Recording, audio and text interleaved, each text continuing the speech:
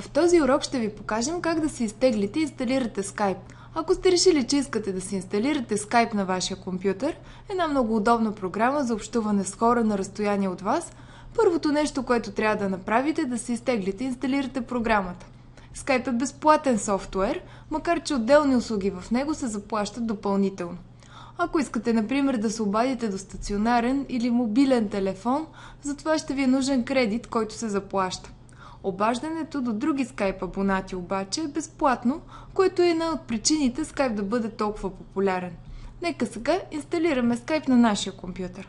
Първото нещо, което трябва да направим, е да отворим един интернет браузър. В случая аз ще използвам Google Chrome, но какъв точно браузър използвате не е от значение.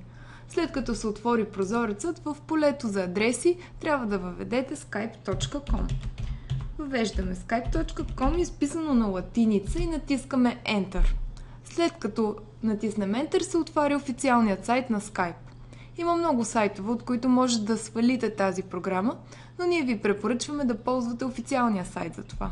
Защото в много от тези други сайтове могат да се срещнат заразени с вирус версии на програмите, които при изтегляне ще заразят и вашия компютър и след това ще ви доведе много в главоболие. Ето сега, след като сме отворили страницата на Skype, трябва да натиснем менюто Get Skype, което на български означава Вземи Skype. Когато отидем в това меню, Skype автоматично разпознава версията за Skype, която ни трябва. Натискаме прозорецът Get Skype for Windows и след това трябва да натиснем Download Skype. Натискаме Download Skype и ако за първи път инсталираме Skype на нашия компютър, сайтът ще ни поиска данни за регистрация. Това са данните за регистрация, които ние трябва да попълним. Имайте предвид, че видът на сайта може в бъдеще да е променен и да не изглежда по начина, по който изглежда сега във видеото, но данните, които ще се изискват и в бъдеще, най-вероятно ще са същите. В полето, в което трябва да въведете вашите имена, не е задължително да въвеждате вашите истински имена. Ако искате, може да създадете ново и различно виртуално име. Това е въпрос на личен избор.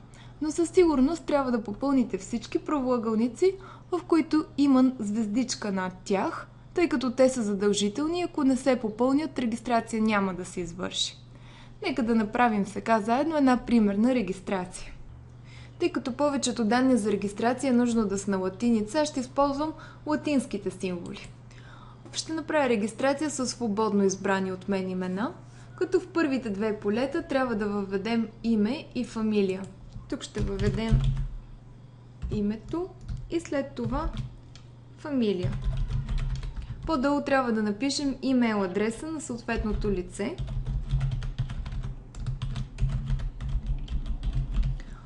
И да повторим този имейл адрес. Като следете внимателно за правилното изписване. Следващото поле, Profile Information, означава информация за нашия профил. Част от данните тук не са задължителни, като рождена дата, пол, град или мобилен телефон. Задължителните полета, това са полето за държава и полето за език. Като имайте предвид, че малката забележка тук ни подсказва, че всеки в Skype може да види тази информация за нашия профил. Избираме в полето държава, избираме България, а в полето за език намираме български. По-долу Skype ни пита за какво точно искаме да използваме Skype, дали повече за лични разговори или за бизнес разговори, и това поле е по желание. Следващото важно поле обаче, поле с звездичка, това е полето за Skype име.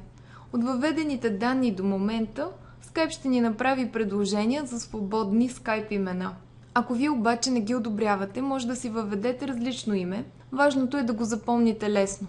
Често избор на такова име може да е псевдоним, любимо обращение или име на герой от книга или филм. Изборът е неограничен и ще може да го използвате, стига само някой преди вас вече да не го е избрал. Аз ще избера имената, които въведох и ще пробвам с година на раждане.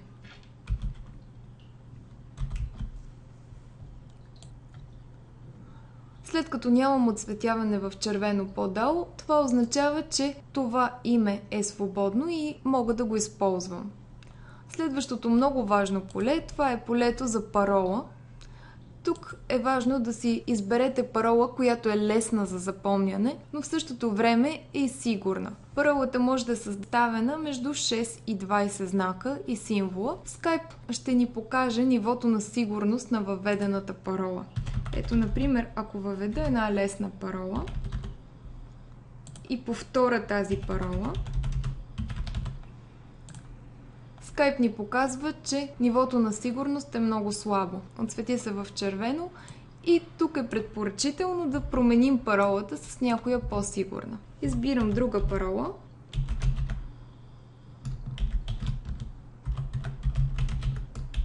Повтарям паролата. Repeat password означава повторете паролата. И сега виждаме, че нивото на сигурност е good, което означава добро. Трябва също да въведете малко странния и сложен за разчитане текст, който е най-отдолу.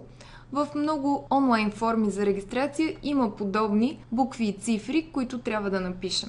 Те служат за да предотвратят автоматичната регистрация на сайта. Не се притеснявайте, ако не разчетете и веднага този текст, който ви се показва. Също и ако допуснете грешка при изписването, тъй като понякога този текст е крайно нечетлив и неясен и затова Skype ще ви задава нови и нови предложения, докато успеете да го изпишете правилно. Също може и да си помогнете с трите бутона, които са отдясно. Refresh означава обнови и тук, ако не ви харесва този надпис, може да го промените с нов.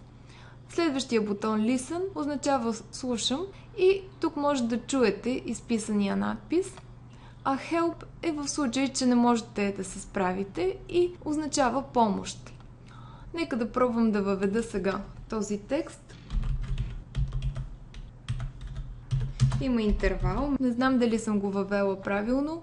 Ще видя след като натисна този бутон в зелено, но преди това е редно да се запознаете с условията за ползване на Skype, а именно като натиснете този линк, който ви виждате тук в синьо. Тук Skype ще ви покаже пълния списък с условия и правила за ползване на Skype, след което, след вашето съгласие, I agree и continue, когато натиснете, означава съгласен съм с тези правила и мога да продължа. Натискам и както виждаме, значи съм въвела правилно текста, Skype ни позволява да продължим нашата регистрация. След като натиснахме зеления бутон най-долу, файлът за инсталация започва да се сваля автоматично. За да инсталираме каквато и да е програма на компютъра, трябва да имаме нейн инсталационен файл, който обикновено е с разширение .exe и .xe и в името си обикновено има нещо като setup или install, тези две думички. В случая файлът се казва skype setup.exe, ако го виждате долу в левия ъгъл. В зависимост от това как е настроен браузърът ви, файлът може да се свали автоматично, но може и да ви попита къде да го свали. За повече информация по този въпрос, гледайте урока ни за браузъри. Няма никакво значение в коя директория го сваляте, единственото, което трябва да направим е да го намерим. В случаят браузърът ни автоматично го е свалил в директорията Downloads, която ще откриете като отворите My Computer и отидете в директорията Downloads и тук може да открием сваленият Skype. Сега тук ще натиснем два пъти върху файла. И тук, ако Windows ни попита нещо от типа сигурни ли сте, че искате да инсталирате този файл, трябва да кажете Yes и ще се появи меню, в което можем да изберем език, на който да инсталираме Skype. В случая вече аз имам и български и той се намира най-долу в списъка, изписан на кирилица. Натискаме български и Skype се променя вече на български, от което регистрацията вече ще стане по-лесна. Натискам бутона Приемам напред. И тук започва инсталирането на Skype на нашия компютър. И Skype вече ни дава възможност да влезнем с нашето току-що създадено име.